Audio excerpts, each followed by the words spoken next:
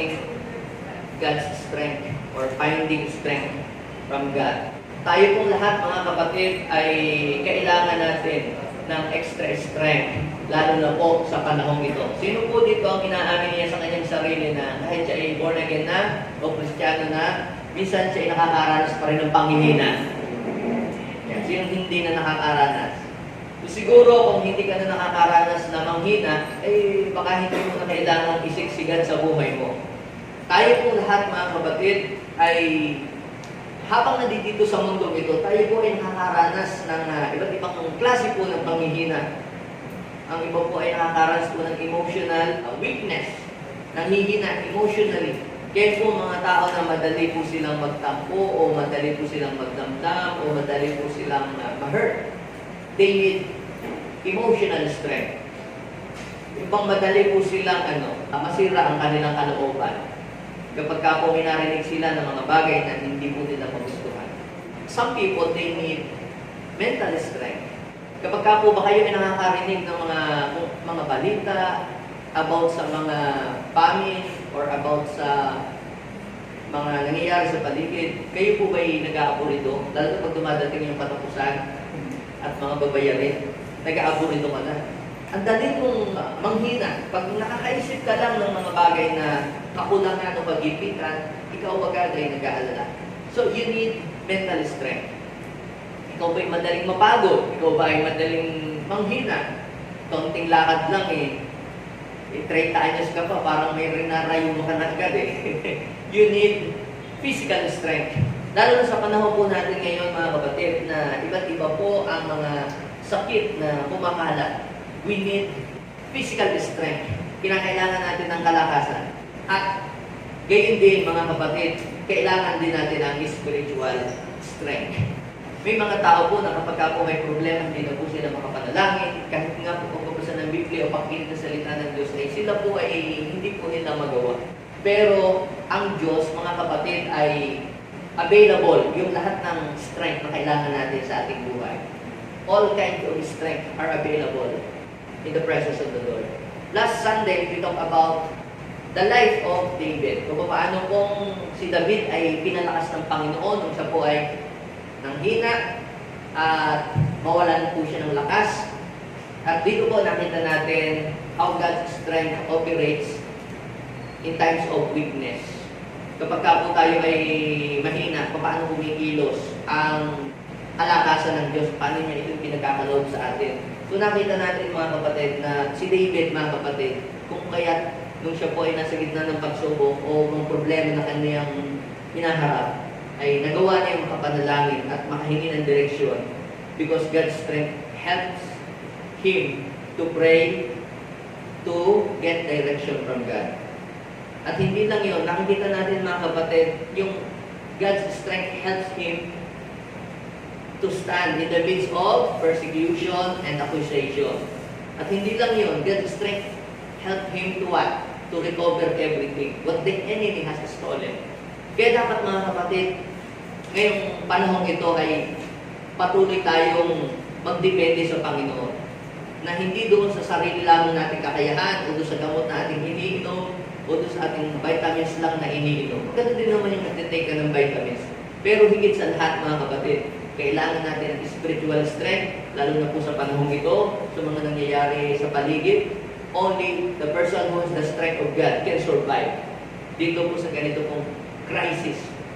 Kaya kung ikaw ay estudyante at gusto mong magtagumpay sa iyong dream sa buhay, you need God's strength. If you're a businessman, if you're parents, kung ikaw ay nag-work or a minister, you need God's strength to achieve more in this life. So, ngayong umaga naman mga kapatid, we will talk about receiving God's strength. Pag-uusapan naman po natin ang buhay po ni Samson. Sino po nakakilala kay Samson? Hindi mo yung Samson pala yun. Si Samson ay isa po sa mga kilalang tao sa Biblia dahil po sa angking kalakasan kanyang tinanggap buhat sa Panginoon. Marami po tayong lesson na mapupulot doon po sa istorya ng kanyang pong buhay mga kapatid. Why Samson succeed and why he failed sa buhay marami pong lesson tayong mapupulot. Isinulat ng Biblia yung kung kanyang mga failure at saka po yung kanyang mga victory para bigyan po tayo ng aral. So, ngayon, pag-aralan natin naman ang buhay ni Samson, paano nag-operate yung kalakasan ng Diyos sa kanyang buhay. So, basahin po natin yung Judges chapter 14, verse 5 hanggang verse 6. Basahin po natin, go. So, Samson went down to Timnah with his father and mother.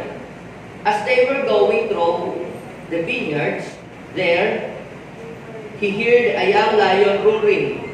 Suddenly, the power of the Lord made Samson strong, and he tore the lion apart with his bare hands as if it were a young goat.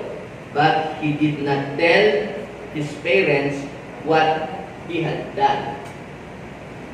Noong pong panahon na mamatay na po sila Joshua, yung kanyang pong mga generation, ang bansa ng Israel po ay tumalikod sa Panginoon at kinalimutan na po nila yung covenant nila kay God na si Lord lang po ang kalang paglilingkuran.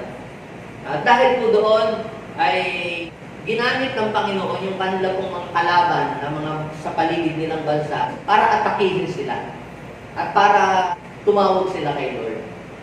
So gumamit po ang Panginoon ng mga leader, yung mga hukom noong araw, wala pang hari, mga judges pa ang namumuno sa Israel po noon. Isa po sa ina po ni Dan. Ang pangalan po ay si Manoah. Siya po ay may asawa na hindi po magkaanak-anak. Isang araw, nung po si Manoah ay nasa bukid, binisita po ng anghel yung kanyang asawa at sinabi na hanggang ngayon wala ka pang anak. Ikaw ay magkakaroon ng anak pagkalipas ng 1 taon. Pero ang iyong anak ay pag-isinilang itong ating covenant. At dapat mo itong sundin. At ito'y dapat niyang gawin. Siya po ay itatalaga bilang isang Nazirite. Kapag sinabi pong Nazirite, Nazirite, ito po ay consecrated for God, separated for God, holy before God. Ikaw ay itatalaga, ikaw ay ibubukod, ikaw ay hihiwalay. So, hindi po siya iinom ng alak habang siya nabubuhay. Yun po yung calling ng pagiging isang Nazirite. Hindi po siya dapat mong papaputol ng buhok. Siyempre, pag siya po ay mag-aasawa, dapat ang kanya pong mapapangasawa ay malinis na babae. Ang pamumuhay ay malinis. Dapat po, hindi po siya lalapit sa patay. Yun po yung mga rules bilang isang Nazirite. Yan man ay patay na tao o patay na hayop, hindi daw po dapat lalapit. Yan po ang calling ng isang Nazirite. Ilalayo niya ang kanyang sarili sa mga maruruming bagay dahil siya ay nakatalaga sa Panginoon. So, dumating po ang time na ipinanganak po si Samson hanggang sa po ay siya ay lumaki na. Kaya lamang po, ito pong si Samson, mga kapatid, ay meron pong natipuhang chips. Kaya lang hindi sa taga-Israel, kundi sa dayuhan. Ito pong kasunduan po ng Panginoon at saka po ng parents ni Samson ay unti-unti pong binrake ni Samson. Kung bakit si Samson po, mga kapatid, ay naging malungkot yung ending ng kanyang buhay, it is because Samson broke the covenant. Yung utos, yung mga ipinapagawa ng Panginoon na dapat niyang gawin ay hindi niya po ginawa. Pero bago po tayo dumako doon sa mga bagay na hindi natin dapat gawin, tingnan muna natin yung buhay po ni Samson. Ating pong silipin at suriin when God's strength comes upon us. Kailan ba ang lakas ng Diyos na ipagkakaloob o na ibibigay sa atin? Tatayin ko po kayong lahat.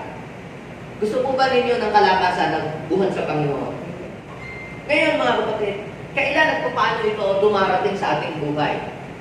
So tingnan natin doon sa story ng buhay po ni Samson. Actually, ang binabasa po yung kanyang istorya, ang story po pala kung bakit si Samson po ay lumalakas o nagkakaroon po ng kalakasan, wala ho doon sa buhok. wala doon sa kanyang buhok yung kanyang lakas. Alam niyo po kung saan nagmumula yung kanyang lakas? Ang kanyang kalakasan ay nagmumula sa espiritu ng ating Panginoon. Parang ikaw din, di ba? Ba't ka malakas ngayon? Yung ba dahil doon sa enerbo na yung iniinom? O doon sa herbal na yung tinitake? O O dahil doon sa gamot na binigay sa iyo ng doktor? Actually, kung Lord ay hindi nag-work doon sa tinitake mong gamot, hindi ka naman lalakas eh. Do you believe that? Now, ito, una, mapapansin po natin mga kapatid that strength comes when we need it. Ang kalakasan po, ito po ay dumarating kapag ito ay kailangan natin. Tayong lahat, mga kapatid, ay meron pong normal na kalakasan na natatanggap buwan sa Diyos palagi. Pero di nyo po ba napapansin, iba yung kalakasan na na-experience mo kapag ka nag-work ka, at iba yung kalakasan pagkatulog ka lang, natulog ka lang sa bahay, nanonood ng Netflix. Tama? Di ba, kita mo, pag nasa bahay ka lang, nanonood ka lang ng drama, maghapon, ano ang feeling mo? Di ba, lalo kang nanghihina? Kita mo, pagka gumagawa ka, nagtatrabaho ka, di ba parang ang lakas mo? Napapansin niyo po ba yun? Kapag may ginagawa ka, ang lakas-lakas mo. Kapag ka nasa bahay ka lang, nakatungangers, nanonood ng TV, ang feeling mo, ang hina-hina mo. Pero pag may ginagawa ka, parang lalo kang lumalakas, lalo kang sumisigla. Kapag ka normal ang nagaganap sa buhay natin, parang wala lang, pangkaraniwan lang. Pero pansinin mo, pagka yung meron kang problema, double strength ang binibigay ni Lord. Diba? Mas maraming kalakasan na ibinibigay ng Panginoon. Because strength of God comes whenever we need it. Kapag kailangan natin ito ay nadating. Pag hindi mo naman ito kailangan, hindi ito dadating sa iyo. Kaya dapat lagi mong sabihin sa Panginoon na kailangan mo ito para ito natin dumating sa iyo. Si Samson, mga kapatid, noong kung siya po ay naglalakad sa daan, bigla po siyang kinangila ng isa pong leon, sabi ng Bible. At noong pong siya ay inangila ng leon, anong kasunod na nangyari? Basahin niyo po yung verse 6. Anong sabi? Ano sabi niya? Suddenly. Sabihin natin, suddenly. So, kailan dumating yun? Kailan dumating yung suddenly? Nung kailangan nung oras na kailangan niya yung strike, biglang yung kakaibang lakas dumating sa kanya. Nung hindi naman niya kinakailangan, di naman, wala naman yun di ba? Nung kailangan na niya yung strike, then suddenly, sabi ng Biblia, the Spirit of the Lord empowered him. The Spirit of the Lord make him strong. Pinalakas siya. At ano po ang nangyari? Ang sabi po ng Bible, yun daw pong leon na napakalakas. Siyempre, maliksi pa, bata pa yung leon Di malakas yung leon. So ano daw po ang ginawa ni Samson? Sa pamamagitan ng lakas na yun. Yun daw pong leon ay kanya daw pong niluray na para lamang siyang pumatay ng isang maliit na bisiro. What is the point here? Mga kapatid, alam niyo po ba na minsan may mga problema o may mga pagsubok na para itong leon na umaaligid sa atin, pero tayo bibigyan ng Diyos ng kalakasan para lurayin natin ang mga problema at yung mga pagsubok na umaaligid sa ating buhay. Alam niyo po ba that the devil is like a roaring lion? Di ba sabi ng Panginoon, resist the devil? Because the devil is like a roaring lion. Ito'y aali-aligid, naghahanap ng masisila. Pero paano mo lalabanan yun? Through God's strength sa iyong buhay. Alam niyo po ba na hindi natin kayang harapin si Satanas sa pamamagitan lang ng sarili nating lakas? Kailangan natin ng lakas ng Espiritu ng Panginoon. One time, si Samson, mga kapatid, ay napag-initan ng mga taga-Juda. Bakit? Sapagkat ito pong si Samson, mahilig kasi siyang makitrouble. Ito ang isang pagkakamali na nakita ko po sa kanya. Parang may mali sa kanyang buhay. Even though siya ay binibigyan ng Diyos ng kalakasan, pero pag tinigin yung kanyang buhay, parang may mali sa buhay niya. Mahilig po siyang makipag-away. Mahilig siyang mag-umpisa ng gulo. Pag tinignan ninyo po ang Biblia, yun po ang makikita po ninyo. So, pinag-initan siya ng mga Pilisteo. Tapos sinugod siya doon sa kanila. Pinuntahan siya nung 3,000 na mga kalalakihan para po siya ay hulihin at gabusin. Para matapos na po yung away, ibinigay po siya doon sa mga Pilisteo para po silang girahin yung mga taga-Juda. Doon po sa Judges, chapter 15, mababasa po natin doon na si Samson po, nung po siya ginapos ng lubid, ang sabi po ng Biblia, ang Espiritu po ng Panginoon ay pumunta sa kanya. At yun daw pong lubid ay nakagapo sa kanya, ay namatibay na lubid, ay kanya po itong nilagot na para lamang pong sinunid. Tsaka niya hinarap yung mga kaaway. What is the point?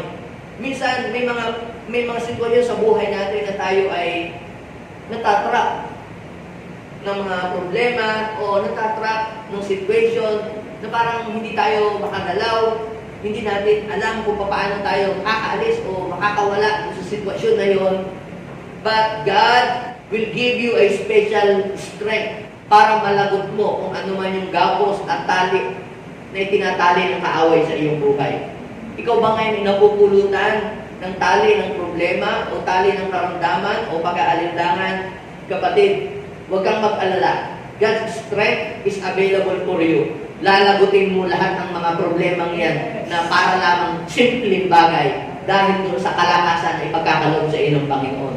I am telling you, kapatid, kung ikaw ay nanghihina, God's strength is available for you. Laging available yung kalakasan na iyon na kailangan natin. Yun ay available sa Panginoon. Hindi sa Tanduay, sa Ginebra San Miguel o sa Red Horse. All strength that we need in this life are available for in the presence of God. Pangalawa, mga kapatid, na nakita ko po sa story ni Samson, yung pong strength of God comes when we are weak. Kapag po tayo ay mahina. Mapansin niyo po ba yun? Di ba sabi ni Paul, 2 Corinthians chapter 12, verse 10, when I am weak, then I am strong. So kapag mahina ka, yun yung time na si Lord ay papasok sa eksena ng buhay mo para ikaw ay palakasin. Maring sinasabi ng ibang mga tao sa iyo na, wala kang faith. Nanghihina ka, siguro wala kang faith. Alam niyo mga kapatid, minsan ang tao ay nanghihina siya dahil talagang ang lakas ng tao ay may hangganan. Si Jesus ba nanghina? Nanghina ba si Jesus o hindi?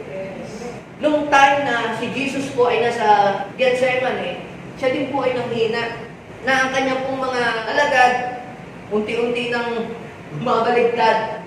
Tapos kinukonvince niya na mag-pray, ayaw makijoin sa kanya, tulog lahat.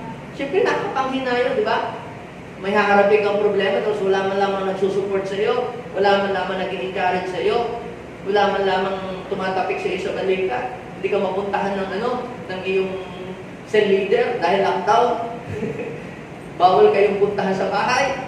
Kita po ninyo, paano na pagka ganyan? Kapatid, yung po yung panahon para yung kalakasan ng Diyos ay dumating para sa iyong buhay. God's strength comes when you are weak. Kagaya din po ni Samson, mga kapatid. Hindi po every time, bagamat siya po ay kilalang strongman sa Bible, hindi po all the time siya po ay malakas. May time po na siya din po ay mahina.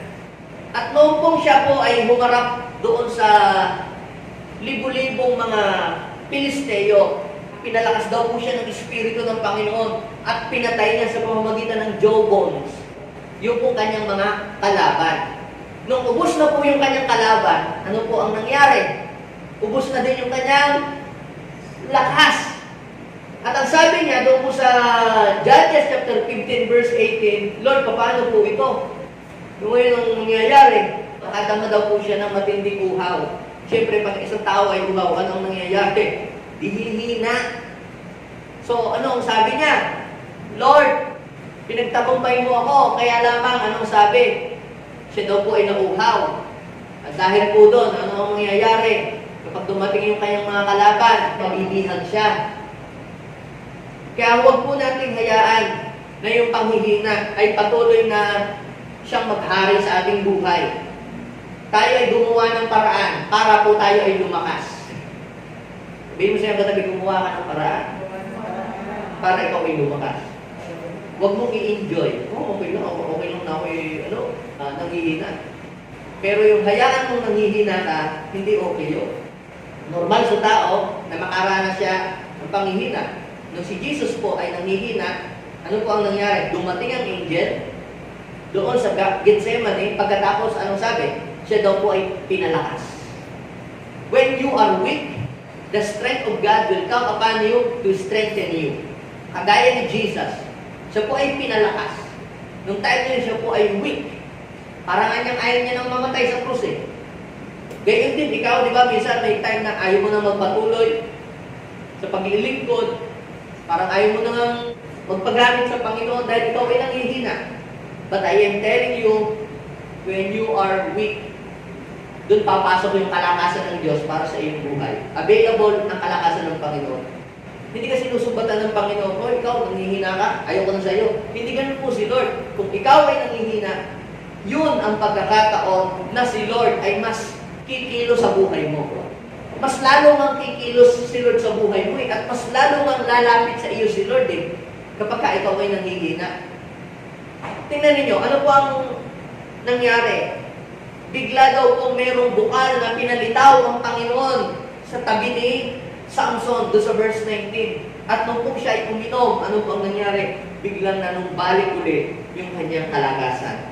Kapatid, kung ikaw ay nanghihina ngayon, I am telling you, God want to restore your strength. Sa pamamagitan ng kanyang presensya, just drink from the wells of life.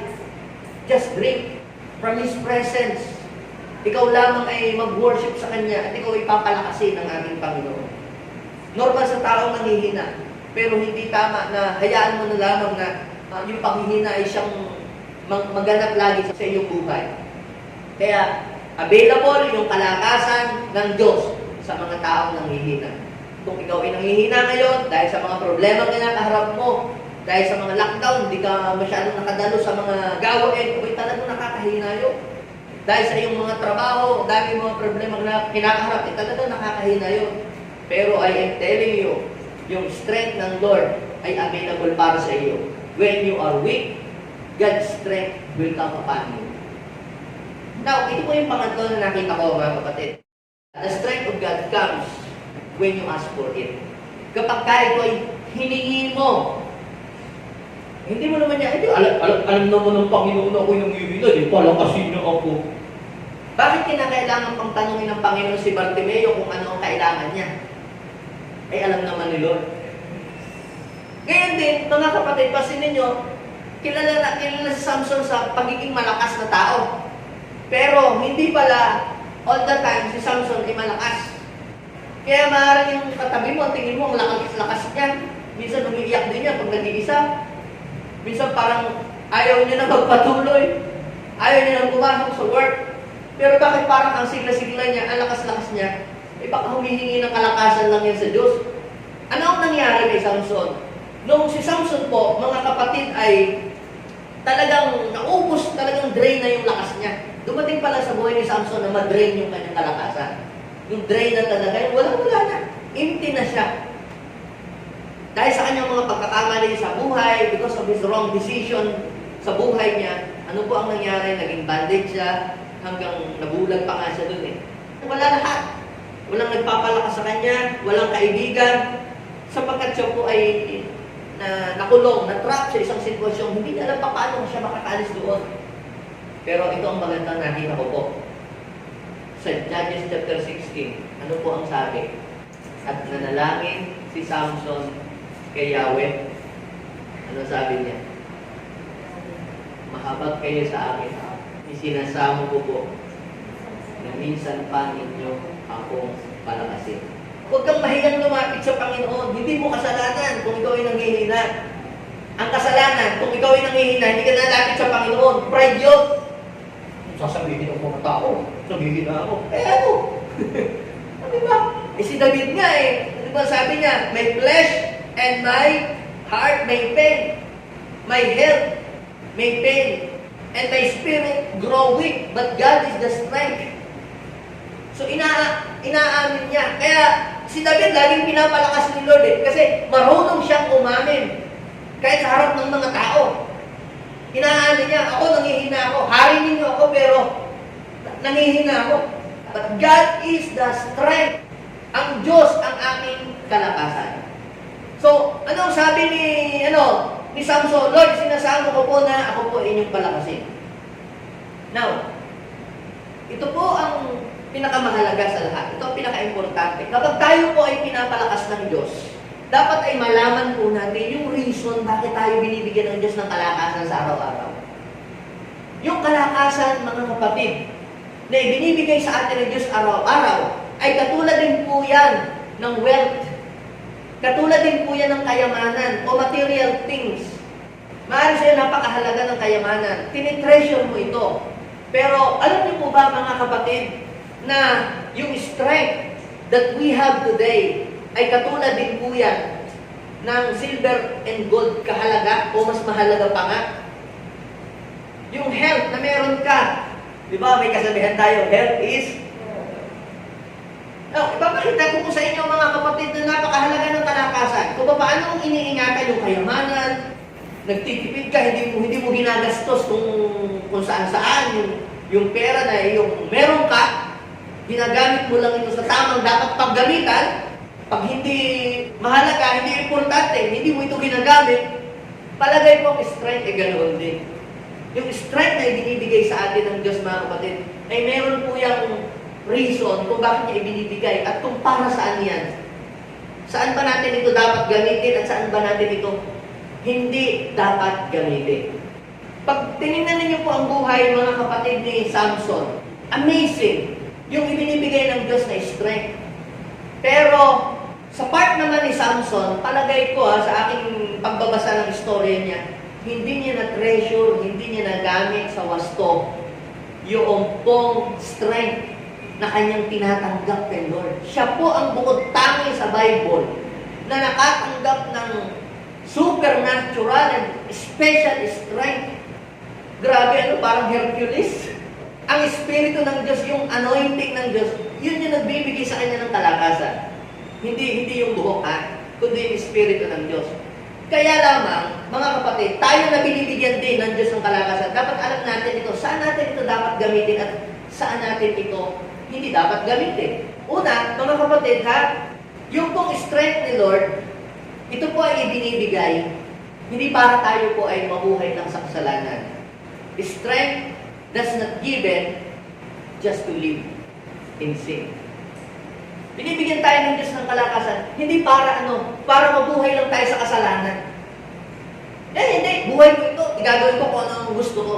Yes, yung buhay na meron ka, yung lakas na meron ka, yan ay ibigay ng Diyos, hindi para ikaw ay mabuhay sa kasalanan. Yan ay ibinigay ng Diyos para gamitin mo sa tama at sa wasto.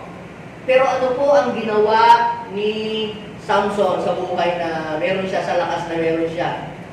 Wala, sa panchichiks ni ginagamit. Ito po ninyo siya po ay, ang calling niya is Nazirite. Hindi po siya dapat makipagrelasyon sa mga prostitute. Pero ano po ang ginawa niya? Marami pong prostitute ang kanyang niligawan. Yung pong strength na meron siya, yung lakas na meron siya, inubos lang niya sa panchichiks. Yung energy niya. Basahin ninyo yung pong Judges chapter 16 verse 1, na in love siya doon sa babaeng taga Gaza. Judges chapter 16 verse 4, another prostitute na naman, yung bayarang babae, kay Delilah. At yun yung umubos ng kanyang lakas. Yun yung nag-drain ng lakas niya. What is the point here? Do not consume or use your strength sa kasalanan, sa paggawa lang ng kasalanan, para lang sa bisyo, o para lang sa mga makamundong mga bagay. Hindi ka binibigyan ng Diyos ng lakas para lang gamitin mo sa mga ganito mga bagay. Ano po ang nangyari? Na-drain yung kalakasan. Kaya po palang kalakasan ng Diyos ay binibigay, may hangganan din yun. Parang sa lapit, di ba? Pag binibigyan ka ng pera, ginamit mo na sa mga walang kwentang bagay, ginastos mo kung saan-saan. Ano ang mangyayari? Di ba mauubos yun? Hindi, tsaka mo marirealize, sana hindi ko ginastos sa bisyo, sana hindi ko ginastos sa kung ano-ano, sana ginamit ko sa tama. Ganyan din po yung lakas, mga kapatid, ay binibigay ng Diyos. Ibinibigay ng Diyos sa atin yung lakas ng katawan, lakas ng buhay, para para gamitin lamang sa mabuti. Pero anong ginawa ni Samson? Ang inatupag niya at pinagbuhusan niya ng lakas niya ay ang paggawa ng kasalanan. So, another thing, God's strength doesn't give it just to show off. Di para magpasikat, magpa-impress. Dahil po si Samson, mga kapatid, ay maraming mga nakakrasang babae. Siyempre, alam niyo yung mga babae, para ikangay humanga din sa kanya. Kasi papasikat tayo, di ba? Papakita ang lilas. Ako, lakas kong bumuhat, kayo yan, ha? Noong kung si Samson ay nandun sa bahay nasa bahay ng babae na taga-Gaza, pinalibutan po ng mga Pilisteo yung kanilang bahay na tinutuluyan. Inabangan siya, tinambangan. Alam yung ginawa ni Samson? Bumangon ng gabi. Tapos anong ginawa niya? Pinagbubunot yung poste doon sa lugar nila at dinala doon sa burol. Alam niyo, doon niya lang ginamit. Binunod yung poste. So, imagine mo, yung lakas mo, ubusin mo doon sa gano'n na para ipakita, para masabing malakas ka, para hangaan ka ng mga tao. Pero, ano kasi sayang naman mo, nabubunutin mo yung poste. Diba? Binunot niya yung poste at dinala niya doon sa ibabaw ng burol. Alam niyo, pinibigyan po tayo ng Diyos ng anointing, just to show off. Hindi para, papakita ko sa hihihip ako sa microphone, bihil, tumba kayo lahat. Para humanga ba ang mga tao? Anong purpose to? Para lang matumba kayo pagka ako maglilinis? Yung ba yun? Mayroong mas malalim na dahilan, kaya ibinibigay sa atin ng Diyos yung kalakasan, mga kapatid. Hindi lang para tayo ay magpasikat. Nakagaya ni Samson.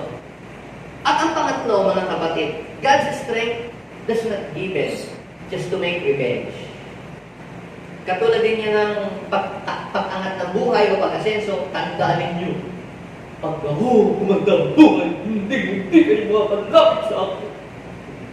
Mga ganon. Tandaan ninyo. Babangon ako, tutulugin ko kayo. Napansin ko po kay Samson, no? Bakit si Samson, mga kapatid, yung lakas niya hindi nagamit sa tama. Puro sa paghihigante. Lamang niya ginamit. Sa totoo lang, katahimik naman ang buhay ng Israel noon eh. Bakit gumulo? Dahil niya. Papakita ko po sa inyo bakit gumulo. Bakit dahil niya. Siya po ay may wrong espiritu ng pagkaka-troublemaker. Alam, pag naghalo yung anointing tsaka yung character ng hindi maganda, parang hindi maganda ang dating eh. Sabi ng nanay niya, huwag siyang iibig doon sa mga dayuhan, doon sa Pilisteo yun dahil kaaway nga nila. Hindi susunod. Dinisobey niya. Sinisira niya yung covenant niya kay Lord. Tapos pangalawa, ano po ang nangyari? Nung pagbalik niya, di ba, may namatay siyang leon. Pagbalik niya, nasa calling kasi ng Nazirite, huwag kang lalapit sa mga patay, kahit yung patay na hayop, hindi ko pwedeng bumibo doon. Pero ano po ang ginawa niya? Nung nakakita siya ng honey, kinuha niya. Kita po naman yung pulot. Okay na siguro kung nandun sa puno ng kahoy. Pero pagka naman nandun sa nabubulok na katawan ng leon, yaks na yun, di ba? Ano pa? Nung kung siya ay nag-asawa, ito na, kasala na. Gumawa siya ng bugtong. Nakipagpustahan siya doon sa mga Pilisteo. Pag nahulaan yung aking bugtong, bibigyan ko kayo ng damit na mamahalin. Pag hindi nyo nahulaan yung bugtong ko, kayo ang magbibigay sa akin ng damit na mamahalin. Nakipagpustahan. Ngayon, nung nahulaan yung kanyang bugtong, biglang nagalit. Ano kasunod na nangyari? Nang hold up. Pumunta siya sa Ascalon. Pumatay siya ng 30 kalalakihang wala namang ginagawang masama sa kanya. Pinatay niya. At anong pagkatapos? Kinuha niya yung mga magagandang damit. So, di hinundap yun. Saka minarder. At ibinigay doon sa kapustahan niya. Pusahan yung kwento na yun. Wala namang ginagawa sa kanya yung 30. Nananahimik. Pero kanyang kinuha yung mga gamit. So, siya yung nag-uumpisa dito ng gulo. hindi yung mga Pilisteo. Siya ang unang nag-uumpisa ng gulo dito. So, pangalawa, ano po ang yung kanyang asawang pinakasalan, hindi niya inuwi sa bahay. Iniwan niya doon sa biyanan. So ano nangyari ngayon? Nakala niya hindi niya babalik dahil masama ang loob. Ngayon, ibinigay na yung asawa sa iba. Tampuhin pala siya. Tapos nung wala na yung tampo niya, bumalik ulit. Eh yung asawa niya, nag-asawa ng iba, nagalit ulit. At anong sabi? Maghihiganti ako. Basahin niyo yung anong yun, yung portion na iyon. Ang ginawa niya, sinunog niya yung mga trigo na malapit ng anihin. Kung ikaw ba normal na tao, eh di makipag-usap ka na lamang ng ayos na siya yung biyanan at makipag-areglo kung ano. Ba't kinakailangan mong manunog ng mga palay? Bakit mo kinakailangan manira ng mga ari-arian ng mga properties? Dahil gumulo ang buhay niya. Anong nangyari? Nagalit din yung may-ari ng mga triguhan. Tapos, binalikan ngayon yung asawa naman, pinatay. Lalo, galit na uli naman. Maghihiganti talaga. Basahin ninyo po yung Judges chapter 15, verse 7. Sinabi niya, dahil sa ginawa ninyong ito sa akin, hindi ako titigil hanggat hindi ako nakapaghihiganti. Kita ninyo, yung lakas niya, ginagamit sa paghihiganti. Ano ang sabi ng Bible? Vengeance is? Ano sabi ng Lord? Huwag kayong maghihiganti. Vengeance is mine. Pero sa kanya, every time na siya hindi gagawin, hindi yung pagtatanggol sa bayan eh. Pansin niyo, hindi ito pagtatanggol sa kampo ng mga Israelita. Ito ay paghihiganti lang niya dahil sa kanyang sariling galit lang dun sa mga tao. Basahin niyo yung story na yun. Yung lakas, nabinibig sa kanya pero ginagamit lang niya sa paghihiganti.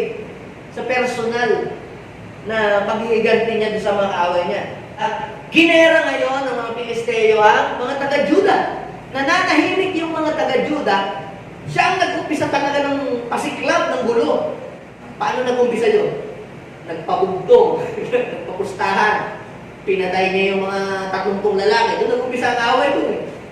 Tapos, sinunog niya yung mga palaya, mga triguhan. Yan na, nagsumiklab na yung galit ng mga lalong ng Pilisteo na galit.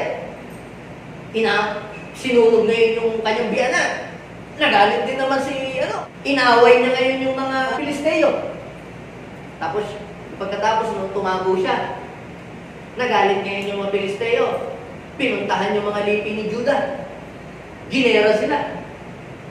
Alam niyo, yung 3,000 men ng Juda, pinuntahan si Samson. Basahin niyo yung verse 11. Ito pong 3,000 ay pumunta doon sa Ibog, Etam. Tinanong si Samson, hindi mo ba alam, tayo ay sakop ng mga Pilisteo? Siya talaga ang ginawa. Bakit mo ginawa ito sa kanila? Nagbibuild up nga tayo ng relationship sa kanila para maging maganda ang ating relasyon. Ikaw naman ang nag-umpisa ng gulo. Tingnan niyo ha? Heto, pati kami nadamay. Anong sagot niya? Anong sagot? Basahin mo.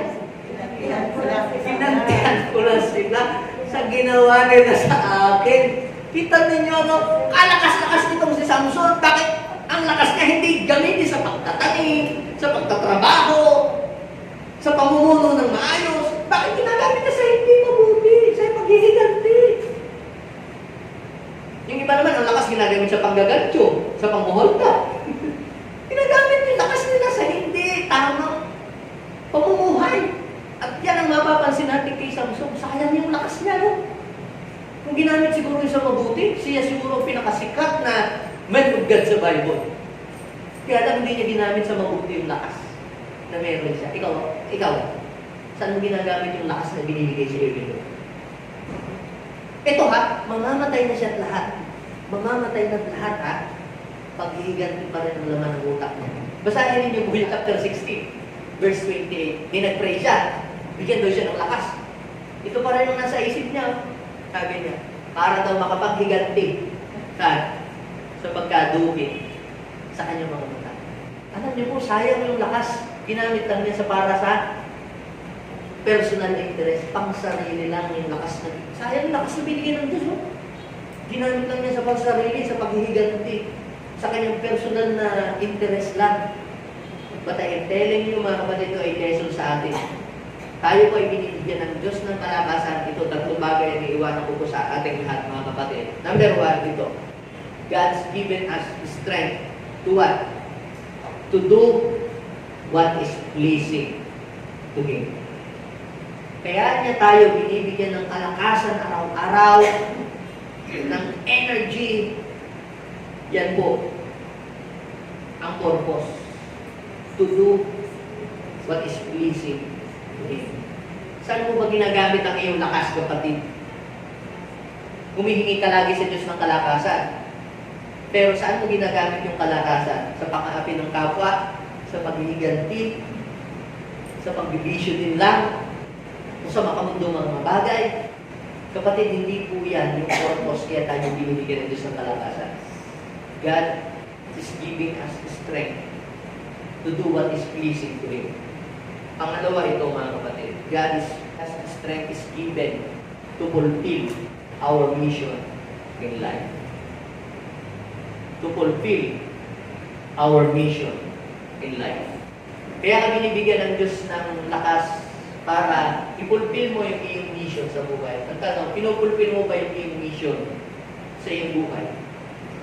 Anong ginagawa mo ngayon? Kung ikaw ay estudyante, puro barkada lamang ang iyong inaatupag at hindi ka nag-aaral, sinasayang mo yung iyong kalakasan. Puro laro lang ng pag-mobile game ang ginagawa mo sa buong maghapon, you are wasting God's strength and energy na binibigay sa iyo. Pag di ka mag-aral mabuti at pag ikaw ay gumaling at humusay, makatulong ka sa maraming mga tao sa iyong pamilya at mapulpil mo yung iyong mission. So kaya, huwag nating sayangin yung lakas na ibinibigay sa atin ng Diyos sa araw-araw. Araw-araw, binibigyan tayo ng Diyos ng lakas. Kaya tayo nakakabangon, kaya tayo nakabangon. Ngayon binigyan tayo ng Diyos ng kalakasan. Pero ginagamit ba natin yung kalakasan na yun to fulfill our life's mission?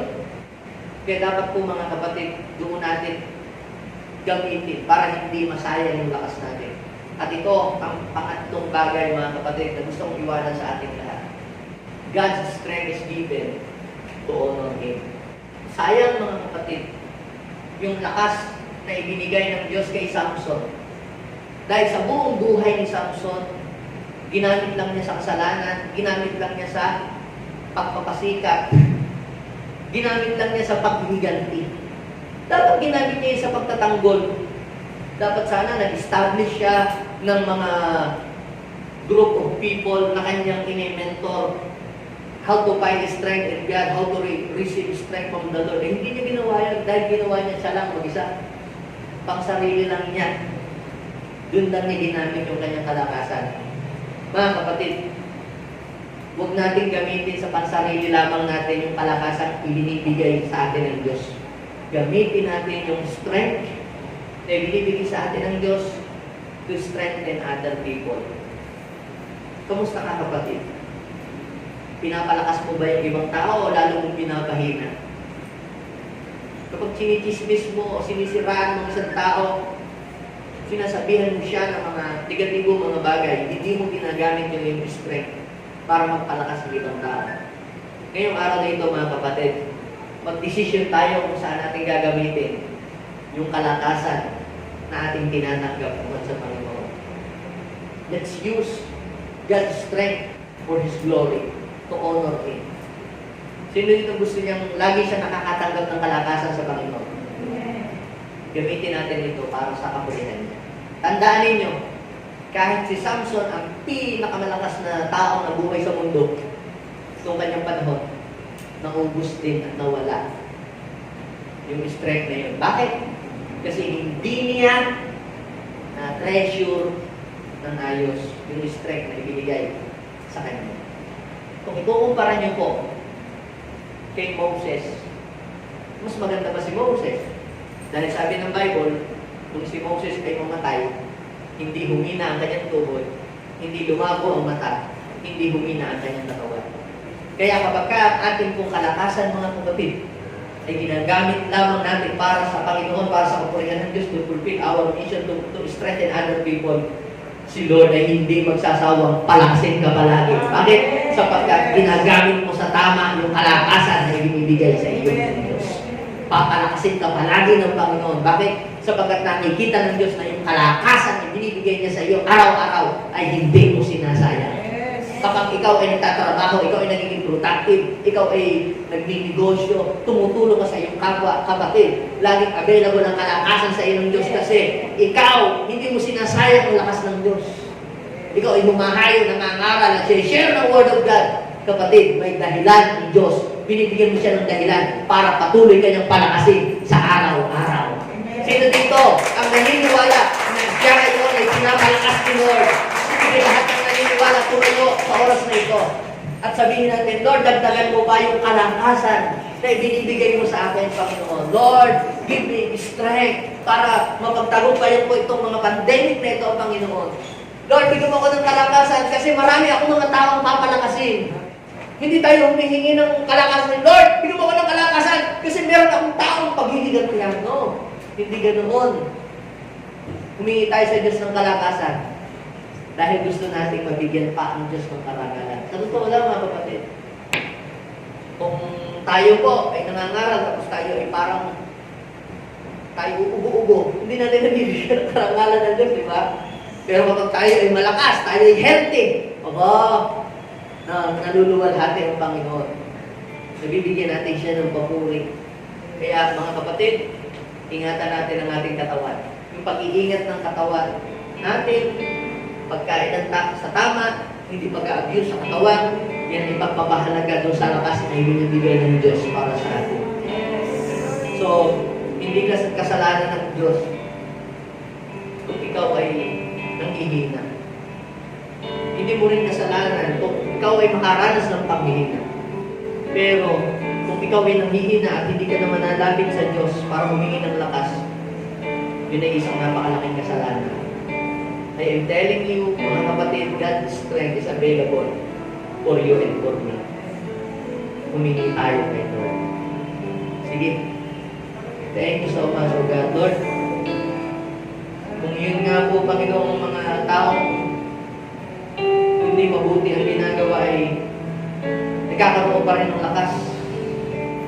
Lalo na yung mga gumagawa ng mabuti at gumagawa ng kalooban. Lord, nakikita mo ang iyong mga anak sa oras na ito. They need your strength, O Lord. They need your strength. Panginoon, sa oras na ito, yung kalakasan na kailangan nila, may pagkaloob mo sa kanila. Kaya mo bang sabihin sa Panginoon na ikaw ang aking lakas sa bawat sandali? Kaya mo bang sabihin niya na ikaw ang aking lakas? Sabihin mo sa Panginoon na ikaw ang aking lakas sa bawat sandali. Yes. Oh, hallelujah. Holy Spirit, daanan mo ang iyong mga anak. Kailangan nila ng kalakasan, Panginoon. Hindi lang para makasurvive. Kailangan nila ng kalakasan to accomplish their life's mission. At yung kalakasan yan, Panginoon Lord, ay magamit po nila, Panginoon, para sa tama at ayon lamang, Panginoon, doon sa purpose na iyo po, Panginoon, itinakda para sa bawat isa sa amin. Strengthen our spirit.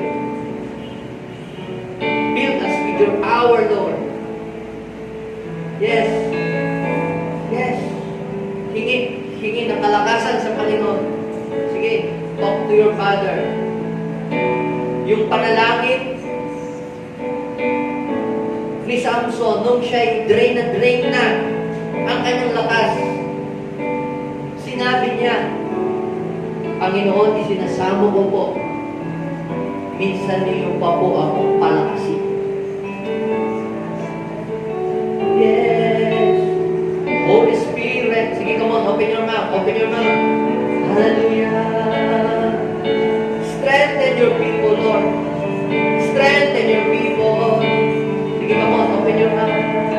Oh, hallelujah. Sige, come on. Buksan niyo po ang inyong bibig. Buksan niyo po ang inyong bibig. Yes. Yes. Yes. Hallelujah.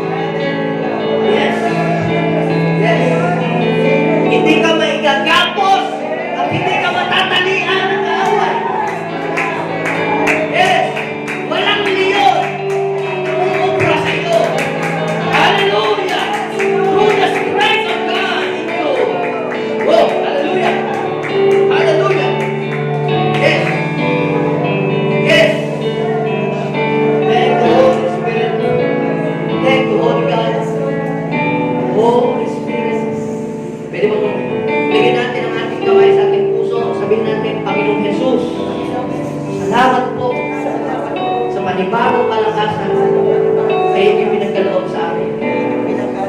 Ako'y uuwi ng dala-dala ang panibagong sigla at pag-asa na nagmumula sa iyo. Maghari ka sa puso mo ngayon at magpakailanman. Tulungan niyo po ako na magamit lamang yung kalakasan na aking tinataglay para sa iyong papurihan. In Jesus' name. Amen. Kung lang magpe-pray para sa inyo, Lord, bless these people. God, salamat sa pagpapalakas mo sa kanila, Panginoon. Marami pong mga dahilan bakit sila po yung aranas ng mga paghihina. Pero salamat, Panginoon. Your strength is always available.